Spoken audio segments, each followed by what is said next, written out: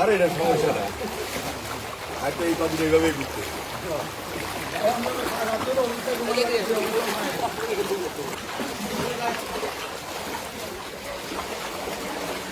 আরে বুড়া যে এটার ভিতরে কেমনে চা খাওয়া হবে?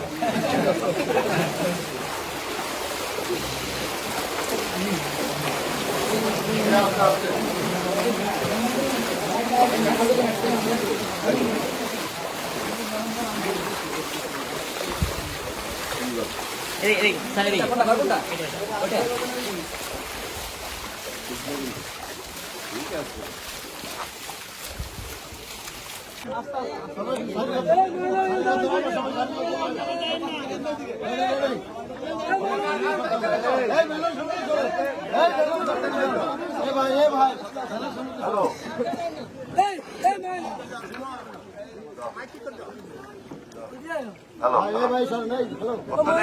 কথা আসলে বেশি দাও, রাস্তা বেশি, এটা হলো বাস্তব। কোন থেকে আমরা শুকনা খাবার দিচ্ছি, যাই হোক এখন হয়তো শুকনা খাবার কম দিলেও চলে, এখন চাউল ডাউল এগুলাই বেশি প্রয়োজন।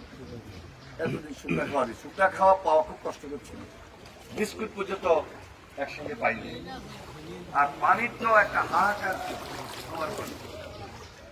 যাই হোক সব কিছু মিলে আমাদের দল থেকে আমাদের চেয়ারম্যান তারেক রহমানের নির্দেশে আমরা সর্বত্র চেষ্টা করছি এবং সর্বশক্তি দেওয়ার চেষ্টা করছি।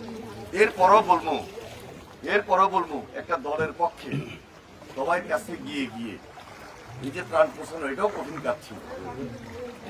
এই জন্য এখন বর্তমানে যে একটা অন্তর্বর্তীকালীন সরকার আছে, এই সরকারকে আমরা সহযোগিতা করছি এবং আমরা আহ্বান জানাইছি, সরকার যেটা পারবে, একটা ব্যক্তি বিশেষ অথবা একটা দলের পক্ষে এটা কঠিন। এই জন্য সরকার যেন প্রত্যেকটা ঘরে ঘরে ত্রাণটা এখনো পৌঁছাই দেয়। এমনিতে এখন পানি নাই, কম। নোয়াখালী এবং লক্ষ্মীপুর, এবং সবচেয়ে বেশি আমাদের লক্ষ্মীপুরে। এই জন্য এই পানিটার নামতে হয়তো আরো 4-5 দিন বা 1 সপ্তাহ সময় লাগবে যদি আল্লাহ হুকুম করে। এই জন্য এই সময়ে ব্যাপক ত্রাণ যেন আমাদের ঘরে ঘরে পৌঁছে আমরা সরকার এবং বাংলাদেশের যারা বিত্তবান সামাজিকভাবে বিশিষ্ট দলেরা আমাদের এই অঞ্চলের বাহিরে আছে, তারাও যেন মানুষের কাছে ছুটে আসেন। ওনারা অনেকে আসছে, আমরা সর্বাত্মক সহযোগিতা করতেছি। বাহিরের